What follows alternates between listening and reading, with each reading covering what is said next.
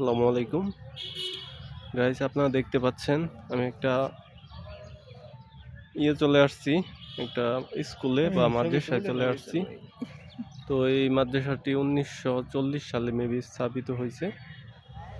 আর এটার মাদ্রাসার ফিল্ড অনেক বড়, একটা ডিগ্রি মাদ্রাসা যেটা আমাদের গ্রামে অবস্থিত। আর এখন সময়টা হলো সন্ধ্যাবেলা। গ্রামের পাশ দিয়ে মানে বিদ্যালয়ের পাশ দিয়ে বা মাদ্রাসার পাশ দিয়ে অনেক বড় একটা মেইন রুট গেছে, যেটা বাউন্ডারি ওয়ালের জন্য আপাতত দেখা যাচ্ছে না।